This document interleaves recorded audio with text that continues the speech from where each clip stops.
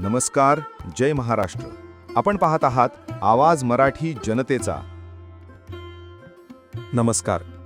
तुम्ही व्यवसाय करताय, सरकारला टॅक्स आणि रॉयल्टी प्रामाणिकपणे भरताय, तरीही सरकारी अधिकारी तुमची अडवणूक करून लाच मागत असतील, तर पुण्यातली ही घटना तुमचे डोळे उघडणारी आहे.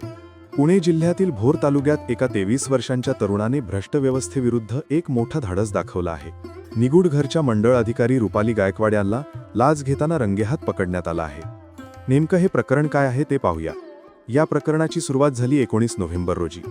भोरमधील या तरुण कंत्राटदाराला माती वाहतुकीचा व्यवसाय करायचा होता.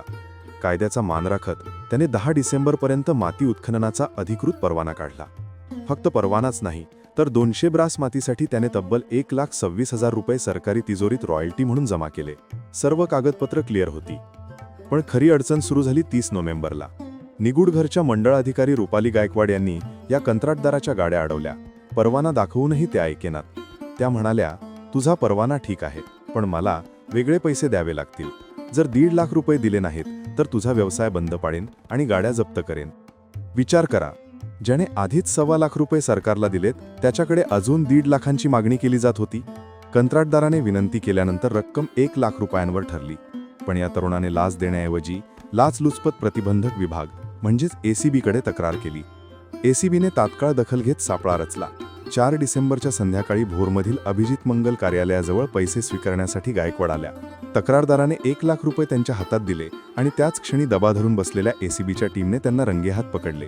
त्यांच्या हातावरच्या पावडरमुळे गुन्हा तिथेच सिद्ध झाला. ही कारवाई आपल्यासाठी महत्त्वाची का आहे? कारण जेव्हा सरकारी रॉयल्टी 600 रुपये असते आणि अधिकारी वरून 500 रुपये लाच मागतो, तेव्हा महागाई वाढते. तुमचं स्वप्नातलं घर महाग होतं ते अशा भ्रष्टाचारामुळेच. पण या तरुणाने दाखवून दिलंय की आपण जर ठाम राहिलो तर बाबूगिरी चालू शकत नाही. रुपाली गायकवाड आता गजाआड आहेत. जर तुमच्याकडेही कोणत्याही कामासाठी कोणी लाच मागत असेल तर घाबरू नका. पुणे ACBचा 1064 हा टोल फ्री नंबर तुमच्या मदतीसाठी आहे. पुढे या आणि भ्रष्टाचाराविरुद्ध आवाज उठवा. धन्यवाद.